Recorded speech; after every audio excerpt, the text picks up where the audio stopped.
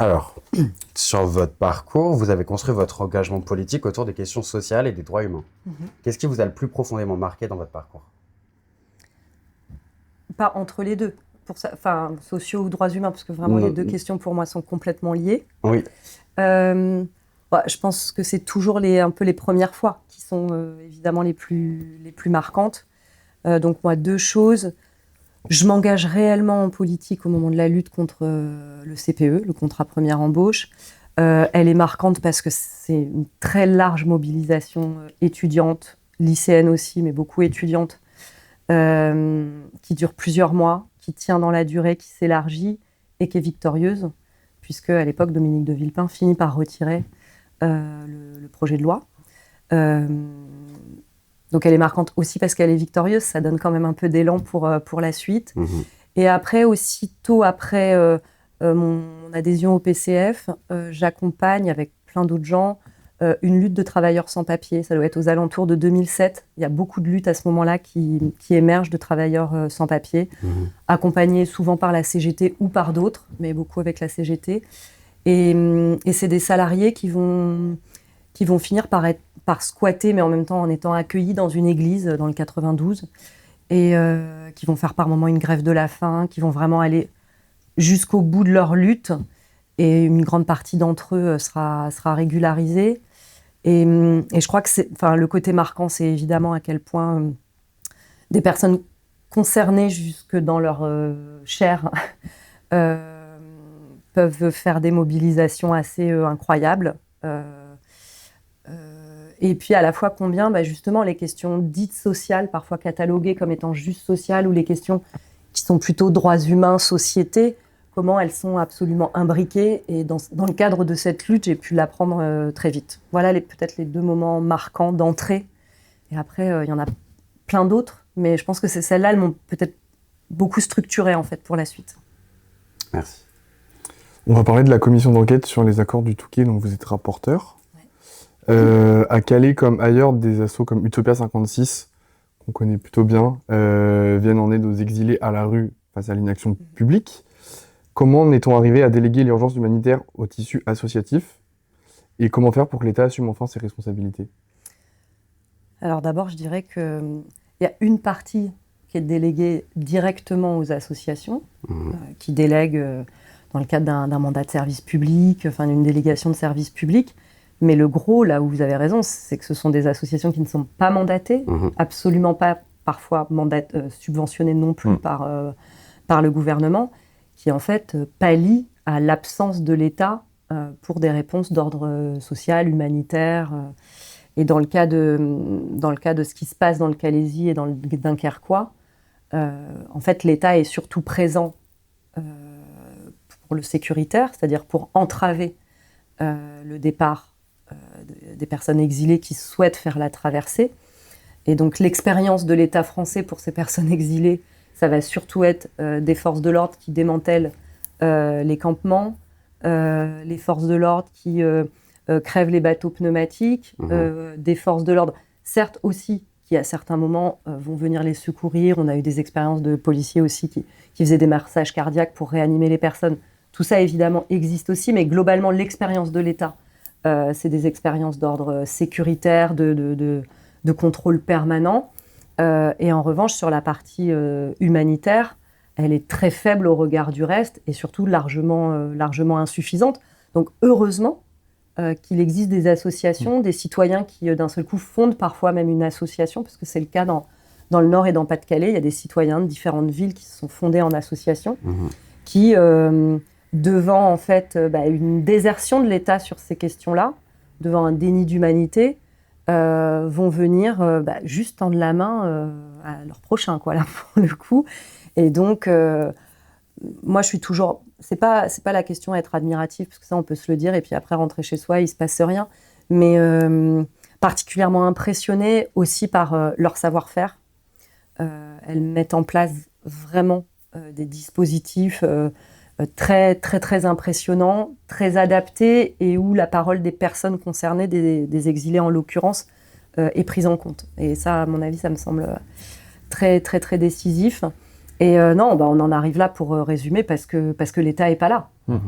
Il n'est pas là où il devrait être, parce que ce n'est pas du supplément là, dont on parle, c'est les droits fondamentaux, c'est le respect de traités internationaux, de conventions qui sont dans la hiérarchie des normes bien au-dessus de tout le reste et qu'on se doit de respecter. Donc les associations, elles font vivre en réalité ce qui est notre devise républicaine, ce qui devrait être l'engagement de l'État pour répondre aux lois, aux traités et puis simplement à la fraternité, quoi, en fait. Et donc, dans le cadre de cette commission d'enquête, donc sur les conséquences des accords du Touquet, l'idée, c'est aussi de remettre au cœur des décisions politiques, de l'évaluation des politiques menées, la question justement des conditions de vie, la question des droits fondamentaux, la question de l'engagement des associatifs, mais ça peut être aussi des sauveteurs. Il y a des sauveteurs associatifs qui font ça bénévolement et qui, plusieurs fois par semaine, la nuit, parfois ils sont retraités, parfois ils sont encore salariés, vont en mer pour aller sauver des personnes. Et heureusement qu'ils sont là aussi. Donc, c'est pas juste les mettre à l'honneur, c'est aussi faire en sorte que ça devienne des éléments de décision dans les politiques publiques.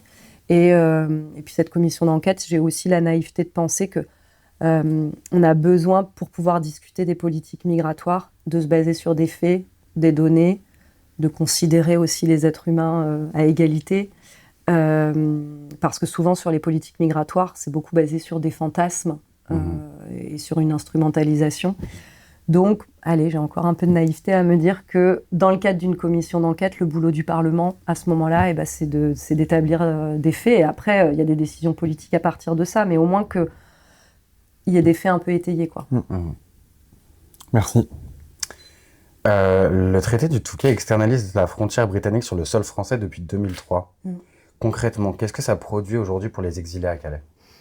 Donc là, on parle d'une externalisation de la frontière. Souvent, l'externalisation, on en parle pour parler de pays du Nord global qui externalisent vers le Sud global. On peut penser à la Libye, à la Tunisie, à l'Égypte, où souvent des pays du Nord confient à des régimes souvent peu fréquentables en matière de droits humains le fait de gérer la frontière, donc d'empêcher les gens de passer. Là, ce qui est vrai, c'est qu'on a un exemple qui est de nord à nord, mais partout, ça produit la même chose, ça produit une militarisation de la frontière. Que ce soit dans le nord ou que ce soit dans le sud, ça produit la même chose. Ça produit aussi un effet de pression de la part du pays qui externalise vers celui qui accepte de mettre sa frontière sur son sol, la frontière de l'autre sur son sol. Une pression un peu permanente. Et là, on voit à quel point, dans les derniers accords qui ont été signés récemment, tous les 3 ans, en fait, il y a ce qu'on appelle le traité de Sanders, les accords, qui sont renouvelés tous les 3 ans et où la France et l'Angleterre négocient la somme que l'Angleterre va donner à la France pour gérer la frontière sur le sol français dans le Nord et dans le Pas-de-Calais. Et là, dans le cadre des négociations, par exemple, les Anglais ont demandé à un moment aux Français que la somme qu'ils leur donneraient, ou une partie de la somme, soit conditionnée au taux d'interception des exilés. Donc, en gros, ils demandaient à la France d'être payés à la tâche. Puis alors, vive la tâche, quoi. C'est-à-dire, combien t'empêche de migrants de passer ? Vous imaginez les méthodes pour les empêcher de passer, ce que ça signifie. Visiblement, les Français ont refusé, mais il y a quand même une partie qui est conditionnée, on ne sait pas exactement à quoi. Mais en tout cas, oui, clairement, ça produit de la militarisation. Et donc, ce que ça fait, c'est que ça n'empêche pas les gens de passer, parce qu'en fait, la migration, c'est un phénomène humain, social, qui traverse les siècles et qui forcément est accru par toutes les tensions, crises, famines, dégâts climatiques, etc., font que tout ça s'accentue. Et les personnes, en fait, elles sont poussées à partir, la plupart du temps. Et là, elles arrivent sur le littoral nord, et quand vous regardez le littoral nord, vous voyez les côtes anglaises. Elles sont à 30 km, vous les voyez. Donc en fait, il ne reste pas grand-chose à passer, quoi. Parfois, ils ont déjà subi l'enfer libyen, ils ont parfois traversé la Méditerranée pendant 10 jours. Là, ils savent qu'en 4, 5, 6 heures, ils peuvent passer. Donc les gens, même s'ils tentent 3 fois, 4 fois, ils passent. Donc cette militarisation, en fait, elle n'empêche pas les passages, elle les rend plus compliqués et de fait plus dangereuse, parce que ce qu'on a constaté, c'est qu'au début, les gens partaient de Calais, et puis maintenant, ils partent de plus en plus loin. Donc en fait, les traversées durent plus longtemps, donc forcément, elles deviennent aussi plus dangereuses, et les méthodes employées deviennent plus dangereuses. Et c'est évidemment un espace d'exploitation pour les réseaux criminels qui, voyant les traversées plus difficiles, rendent les traversées aussi plus chères et plus dangereuses. On a vu les prix de traversées exploser, des réseaux criminels se structurer. Et alors qu'avant, vous aviez parfois 40, parfois 50 personnes sur une embarcation, maintenant on peut voir des embarcations à 80, 90, ce qui crée des drames supplémentaires. Je suis désolée, je préviens celles et ceux qui écoutent, mais en plus des noyades, on peut avoir des phénomènes d'étouffement au sein même du bateau pneumatique, dans des moments de panique, tellement il y a de monde. Et il faut savoir que dans ces embarcations, souvent ce sont les femmes et les enfants que vous mettez au milieu. Donc c'est eux qui sont les plus vulnérables à ces phénomènes d'étouffement. Donc voilà, l'externalisation, c'est souvent une déresponsabilisation en matière de droits humains, et c'est une militarisation qui rend d'autant plus violente le parcours d'exil pour les personnes. Merci. On va parler d'Israël. Ouais. Vous avez déposé une proposition de résolution visant à créer une commission d'enquête sur les transferts d'armes françaises à Israël. Si la commission concluait à des violations, quelles seraient les conséquences concrètes que vous attendez ? Alors déjà, je trouve qu'il y a un enjeu, c'est à ce que cette question devienne un enjeu démocratique. C'est vrai pour l'ensemble des ventes d'armes. Moi, ce que je constate maintenant, c'est que la question des ventes d'armes, elle est considérée comme un business secret défense, et sur lequel plus personne n'a à se prononcer, et surtout pas le Parlement.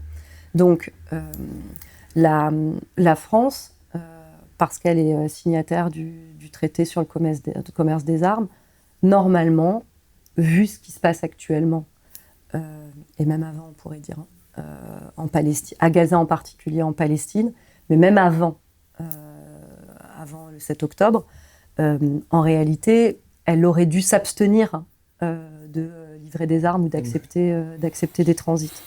Et donc, parce que d'abord, une des raisons, c'est pas la seule en matière juridique, mais une des raisons, c'est que s'il y a une possibilité de génocide, alors on stoppe les armes. Donc, moi, mon objectif premier, avant même la question de sanctions qui doivent arriver, c'est qu'en fait, on arrête de livrer des armes à Israël. C'est ça l'enjeu, en fait, principal.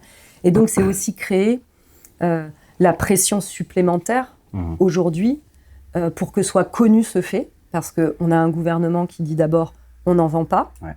Puis, quand il y a de nouvelles révélations, ce ne sont pas des armes offensives.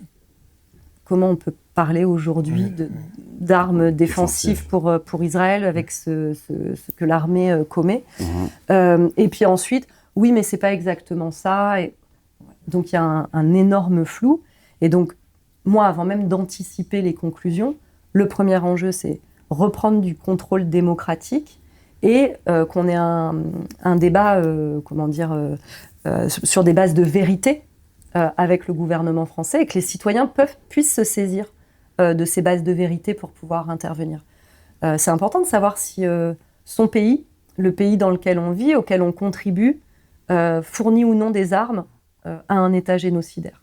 Et à partir de là, oui, ça engage notre pays, mais je trouve que ça nous engage, nous aussi, sur ce qu'on doit produire en termes de mobilisation. Après, toutes les sanctions qui peuvent arriver pour les pays actuellement, en termes de droit international, vous aurez remarqué qu'on a du mal à les faire appliquer. Donc, je ne dis pas que ça ne servirait pas pour pouvoir faire justice par la suite.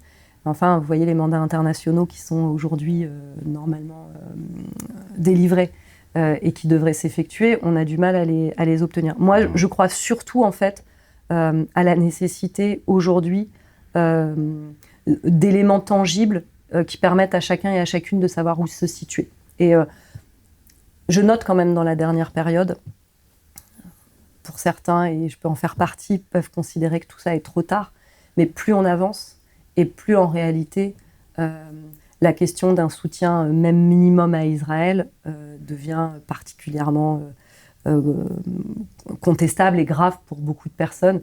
J'ai même vu là ces derniers jours au Festival de Cannes la salle applaudir juste en citant Mahmoud Darwish.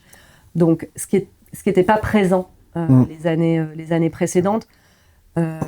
J'ai toujours tendance à penser que normalement le milieu de la culture est un milieu précurseur en termes de lutte. Bon, là on est est-ce qu'on est dans le milieu culturel ou dans le milieu plus showbiz? En tout cas, il y a très clairement un milieu culturel à Cannes et j'ai senti que les choses avaient un petit peu bougé. En revanche, je constate aussi que sur les manifestations, par exemple, les mobilisations qu'il y a pu y avoir à Paris, on peut regarder d'autres pays, je pense qu'on peut encore mieux faire. Et il faut mieux faire. Merci. Donc votre texte cite des entreprises dont les composants se retrouvent dans des drones israéliens notamment. Est-ce qu'on peut envisager une mise en cause pénale de ces entreprises et de leurs dirigeants pour complicité de crimes de guerre? Et si oui, est-ce que le droit français le permet? Je dirais je ne veux pas dire de bêtises là pour le coup. Je dirais le droit international le permet avant tout. Donc oui, très clairement, on a des fleurons de l'industrie qui sont concernés. C'est pour ça que par exemple, j'avais participé moi à une initiative qui en plus se situait dans ma circonscription chez Thales, devant Thales, aussi dans le but d'informer plus largement, mais aussi pour tenter des échanges avec les salariés. Je trouve qu'elle est là la difficulté actuellement. On l'a vu dans pas mal d'entreprises où il y a encore quelques années, des salariés pouvaient s'exprimer, y compris faire fuiter certaines informations pour dire ce qui était produit ou tenter des mobilisations. Je trouve qu'on a eu plus de mal là, dans la dernière période à le faire. On peut saluer quand même les dockers qui, eux, à certains moments, ont empêché qu'il y ait des marchandises qui partent. Mais je trouve que chez les salariés, que ce soit chez Thales ou chez d'autres, c'est plus compliqué. Et en tout cas, c'est des initiatives où je trouve qu'il faut continuer d'œuvrer, faire en sorte d'être en discussion, en dialogue avec eux, parce que je comprends que leur situation est pas simple, et qu'ils ont leur emploi, et que vu les tensions sociales à l'œuvre, ce soit compliqué de s'exprimer. Mais en revanche, je pense que ça fait quand même partie des clés.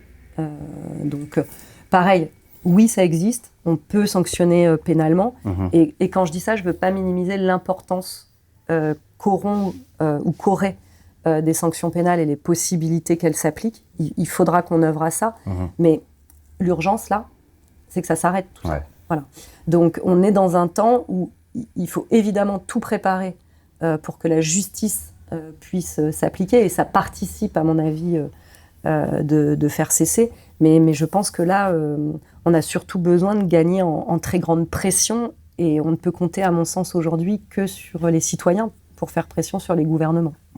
C'est pour moi ça l'enjeu important, quoi. Merci. Vous avez déposé une proposition de loi sur la protection des mineurs en formation professionnelle. Vous constatez que ce sont massivement les enfants de milieux populaires qu'on envoie le plus tôt dans les environnements les plus dangereux. Est-ce que la protection de l'enfance a un angle mort, celui des enfants pauvres au travail? D'abord, il y a un angle mort très clairement. Ce sont les enfants, les mineurs et leurs conditions dans les entreprises. Ça, clairement, je trouve que c'est un angle mort, alors même qu'on a vu s'accumuler des très jeunes morts au travail. Rappelons par ailleurs qu'on est, dans les pays de l'Union européenne, un des premiers pays en termes de nombre de morts au travail, ce qui n'est pas du tout à notre gloire, et qu'il y a très peu d'outils pour venir documenter, analyser ça. Ça avait fait partie des demandes qu'on a continué de formuler d'un observatoire des morts et accidents au travail. Les jeunes de moins de 25 ans ont 2,5 fois plus de risques que les autres salariés en termes d'accidents. Et alors, plus vous êtes jeune, et plus ce risque est élevé. Et ce qui est vrai, c'est que chez les jeunes en voie professionnelle, très majoritairement, ce sont des enfants de milieux populaires, parfois dans des orientations choisies, très souvent dans des orientations subies. Et de toute façon, plus vous orientez jeune, plus vous créez ces inégalités. En fait, dans l'idéal, il faut une orientation qui se déroule le plus tard possible, ce qui n'empêche pas du tout la filière professionnelle. Moi, je pense que il y a de très belles filières professionnelles, mais c'est toujours vachement facile de le dire quand c'est pas votre enfant qui y va.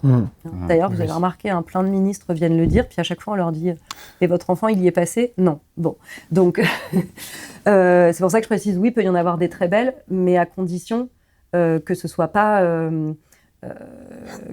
là où on met la main-d'œuvre malléable, la chair à patron, quoi. Donc là, aujourd'hui, il y a la question des stages de 3e et de seconde. Pour aller très vite, parce que ce n'est pas le sujet de la proposition de loi que je dépose, moi, je suis pour qu'on arrête ça, en particulier ceux de seconde, qui ont été très mal préparés et qui sont faits pour occuper les mômes, les élèves, pendant que les profs font passer le bac aux autres. Donc, aucun intérêt pédagogique, ça ne sert à rien. Et de fait, comme il n'y a pas un intérêt pédagogique, en plus, il n'y a pas l'encadrement suffisant, trop dangereux, il faut arrêter. Ensuite, il y a ceux qui sont en bac pro, en apprentissage, qui peuvent arriver très jeunes en entreprise. Et ce qu'on a vu, c'est une dégradation des normes depuis le début des années 2000. Donc, c'est vraiment moi, je trouve que c'est très révélateur de l'agressivité du néolibéralisme, où on a considéré que on pouvait lever des obstacles, ce qu'eux appelaient des obstacles, les néolibéraux.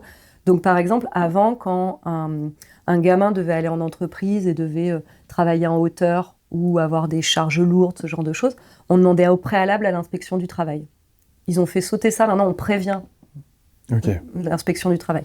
Dans le même temps, ce néolibéralisme, il a, je dirais, saboté l'inspection du travail en retirant énormément de moyens pour pouvoir, y compris faire des contrôles une fois qu'ils ont reçu le papier, quoi, en disant un jeune va faire des travaux dangereux, tiens, je vais peut-être aller voir ce qui se passe. Ils ont beaucoup moins de moyens, ils suivent parfois des milliers d'entreprises, souvent d'ailleurs.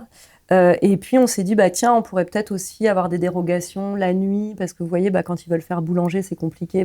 Bref, tout a sauté. Forcément, ça a des conséquences. Quand on dit que la politique, ça détermine, ça agit sur les corps, là, très concrètement, la politique, elle agit et elle fait que des jeunes gens sont soit très grièvement blessés, soit meurent en entreprise. Donc, la proposition de loi que je dépose, elle essaye de venir remettre du cadre, mais honnêtement, ça reste une proposition de loi. Moi, je pense que là où il faut lutter, c'est faire en sorte que ces jeunes ils soient dans l'école, que ce soit en formation professionnelle ou en atelier d'apprentissage. Mais en fait, ça suffit de filer cette main-d'œuvre aux entreprises. Donc certains vont venir dire oui, mais il y a des entreprises qui sont bien. Mais en fait, après, c'est quoi l'intérêt ? Je prends juste un exemple. Vous voulez faire garagiste, vous êtes en mécanique auto, vous allez au garage, qu'est-ce qu'ils vous font faire ? Ils vous font changer des pneus toute la journée. Dans l'atelier, vous avez appris à changer des pneus, mais vous allez apprendre aussi d'autres techniques. Et donc, en réalité, ceux qui viennent expliquer, oui, mais après, ils seront mieux préparés, ils seront mieux préparés parce qu'ils auront été formés, parce qu'ils connaîtront leurs droits, parce qu'on leur aura appris des techniques des techniques de sécurité. Ils seront mieux préparés parce que, justement, je pense, on les aura éloignés d'abord d'un milieu d'entreprise qui est un milieu qui, pour beaucoup, parce qu'ils sont trop jeunes, on parle parfois de gamins de 15 ans, parce qu'ils sont trop jeunes, ils sont mis en danger en étant en entreprise. Donc ça, c'est plutôt ce que je préconiserais politiquement. Après, dans le cadre d'une proposition de loi, là, ce que j'essaye, avec d'autres, c'est de remettre du contrôle, de la prévention et puis de la sanction vis-à-vis d'entreprises qui font n'importe quoi. Merci. On va changer de sujet. Ok. Vous portez un texte alternatif à celui de Fabien Roussel au congrès du PCF. Au fond, sur quoi reposent vos différences ? J'ai combien de temps ? Non, mais d'abord, il y a des différences, je pense que je les ai suffisamment expliquées sur certains sujets où, en termes de fond, il y a des sujets sur lesquels on n'est pas en accord.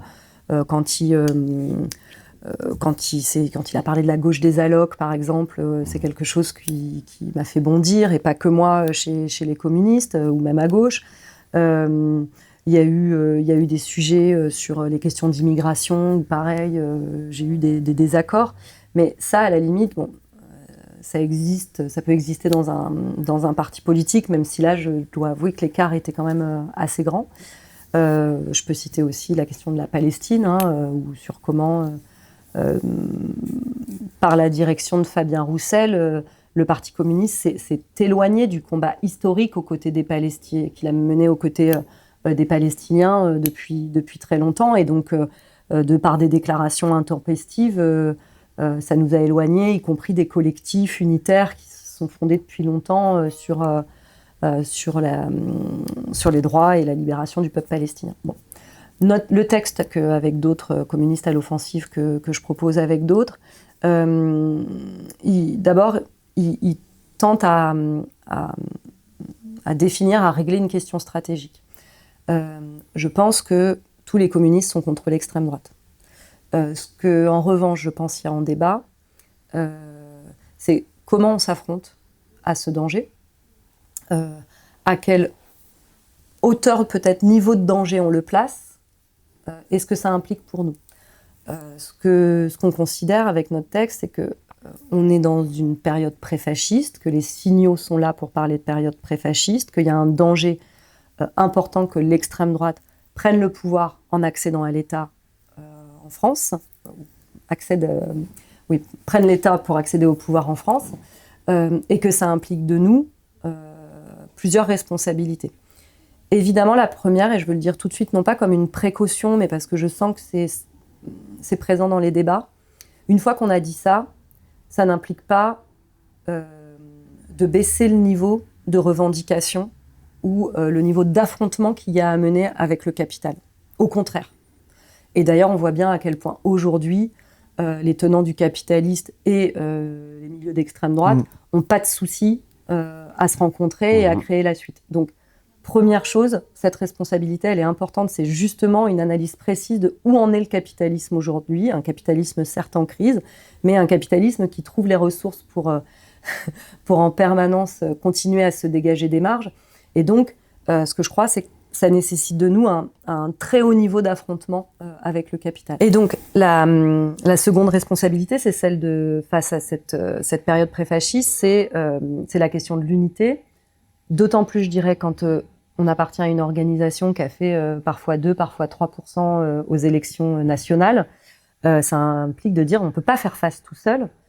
Et donc, de chercher, sinon à unir largement, au moins être des facilitateurs de cette unité. C'est un des rôles que pourrait se fixer le Parti communiste, justement parce que je dirais que les autres ne nous voient pas comme un risque de prendre l'hégémonie, et donc avec une faculté à pouvoir créer des passerelles entre les différentes organisations de gauche. Puis il y a un parti aussi qui, par son histoire, a des liens avec beaucoup d'organisations aussi de la société civile.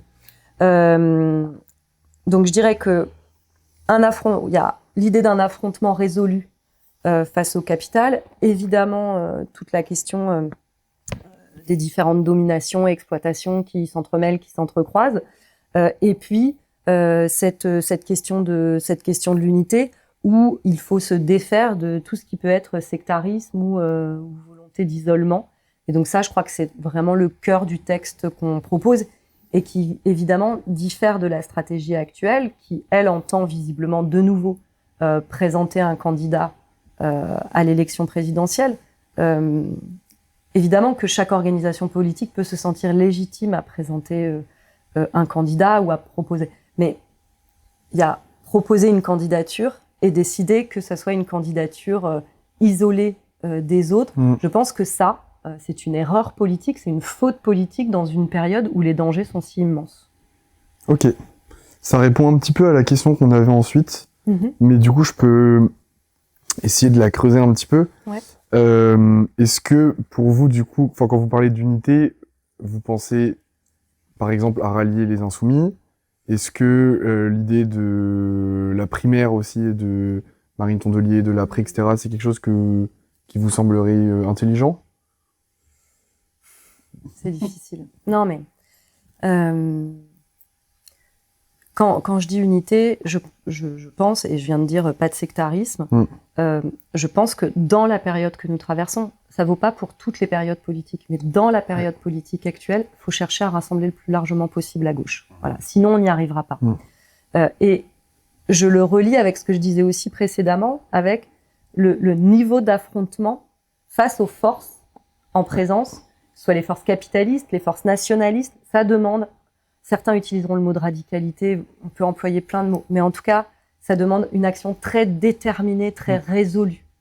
Donc l'idée, c'est pas soit on baisse le niveau de détermination, soit on réduit l'arc du rassemblement. Ce que je crois précisément, c'est qu'il faut les deux. Et d'ailleurs, les organisations politiques peuvent raconter ce qu'elles veulent. Les citoyens, eux, et le monde populaire en particulier, quand il a eu l'occasion de se prononcer là-dessus, je pense à 2024 en particulier sur les législatives anticipées, il nous a dit quelque chose. Et il nous a dit qu'il fallait faire ça. Donc, quand je sens bien que c'est de plus en plus compliqué à dire parce qu'on me regarde en me disant bah ouais mais c'est pas ce qui va se passer. J'entends.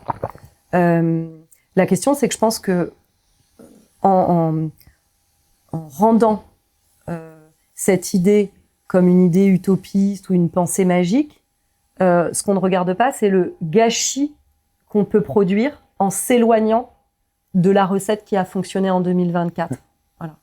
Et que je pense qu'on sera rattrapé de toute façon par ce même peuple, enfin ce monde populaire, ces travailleurs et ces travailleuses qui, eux en tout cas, veulent des gens absolument résolus, mais aussi des gens qui font pas juste chacun dans leur coin, quoi. Voilà. Après, parce que peut-être pour relier avec la question précédente sur la stratégie au Parti communiste, ce qui, moi, me semble toujours assez lunaire, mais aussi choquant, c'est cette volonté à tout prix de se démarquer de la France insoumise, quitte à se démarquer de propositions et de revendications qui sont au cœur de ce que nous avons toujours proposé. Ça, ça, pour moi, c'est choquant. Ça n'implique pas que le seul allié pourrait être, dans ce cadre-là, la France insoumise, parce que je le redis, je crois qu'on a besoin d'un arc plus grand si on veut déjouer l'ascension de l'extrême droite.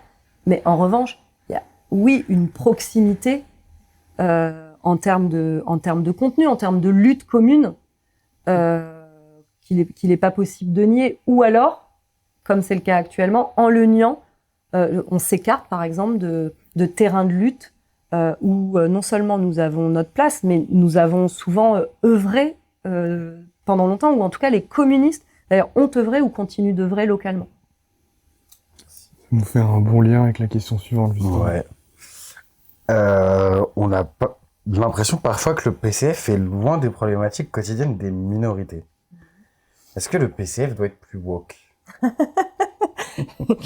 Bon, je disais que dans le cadre du texte que nous défendons, ce qui est sûr, c'est que je pense que ce qu'on appelle la lecture intersectionnelle, mais en fait qui est juste une analyse montrant que les choses se cumulent, s'additionnent, ne se séparent pas, les différentes dominations, exploitations ne se séquencent pas. Et bon, donc ça, il n'y a même pas besoin d'avoir fait un master de sociaux.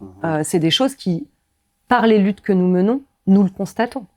Enfin, dans notre expérience politique, nous l'éprouvons.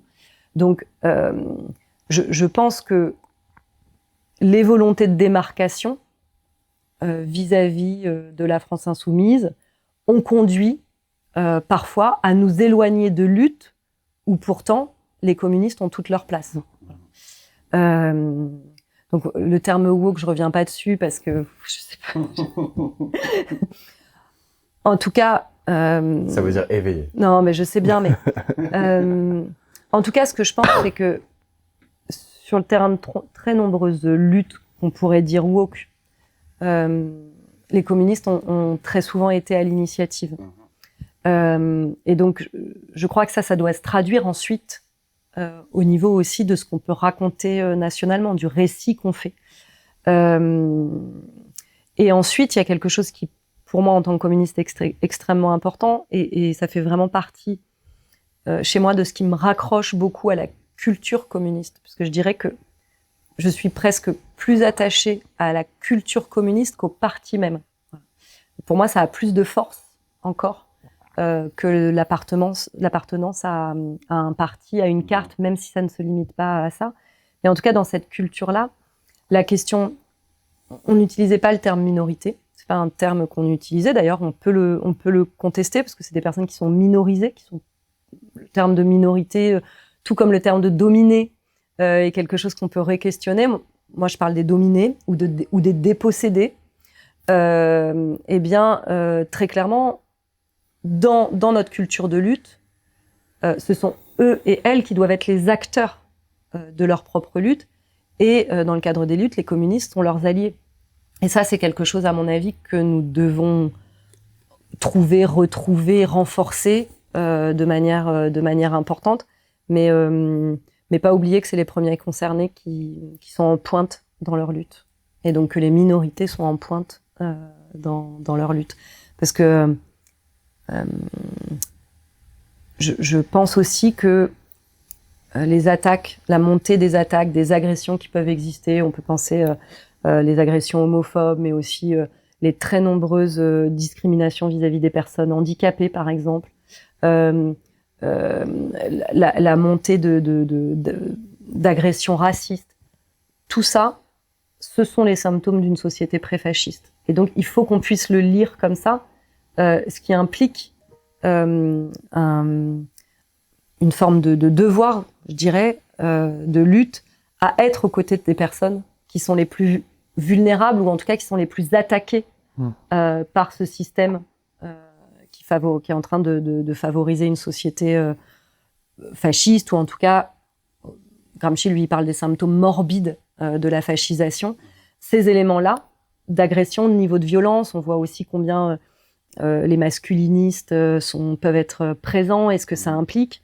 Tout ça, ce sont effectivement des symptômes extrêmement inquiétants et qu'il faut savoir lire comme ça, je crois, et qui impliquent du coup non seulement évidemment une riposte, mais aussi, je dirais, une attention particulière aux personnes visées. Merci. On va terminer avec une dernière question. On comprend que vous êtes relativement inquiète quand même pour la suite, comme beaucoup de personnes, je pense à gauche, face à ce qui peut arriver en 2027. Ouais. Est-ce qu'il y a quand même des raisons d'espérer? Si oui, quelles sont-elles? Et puis, est-ce que vous avez un petit mot de la fin? Ouais, deux raisons d'espérer, mais qui fait le lien avec ce que je viens de dire. Je pense qu'il faut en permanence se rappeler, la gauche a du mal à s'en rappeler, que les dominés savent gagner. Qu'il n'y a pas si longtemps, dans le cadre des luttes d'indépendance, dans le cadre de mouvements de lutte ouvrière, dans le cadre de lutte contre le patriarcat, les dominés ont gagné. C'est jamais fini. Hein. On dit pas là c'est la fin de l'histoire, mais les dominés savent gagner. Et je pense que c'est extrêmement important de se le rappeler, mais aussi de le raconter publiquement, que chacun et chacune puisse se rendre compte que tout ça n'est pas inéluctable. Et que donc il y a une force de transformation très puissante quand les dominés se mettent en mouvement. Ça, c'est la première chose. La deuxième pour 2020, parce que c'est pour 2027, si je comprends bien la question, je redis, d'abord, rien n'est inéluctable, et je pense que je crois en la capacité de celles et ceux qui ont le plus durement vécu les années Macron aussi, de savoir se rappeler aux organisations politiques pour leur dire que il y a peut-être un sujet, quoi. Je vous ai pas fait non plus le truc où je vous raconte que tout va bien se passer et qu'on peut être sûr que ça vient bien se passer, parce que je pense qu'on ne peut pas être dans ce mood-là. En revanche, se rappeler de nos forces collectives, être en capacité de se rappeler que l'histoire, elle s'écrit parce que on décide d'y mettre notre plume. Ça, je pense que c'est important de se le dire, de se le rappeler, et de surtout commencer à l'éprouver. Merci Elsa. Merci à vous.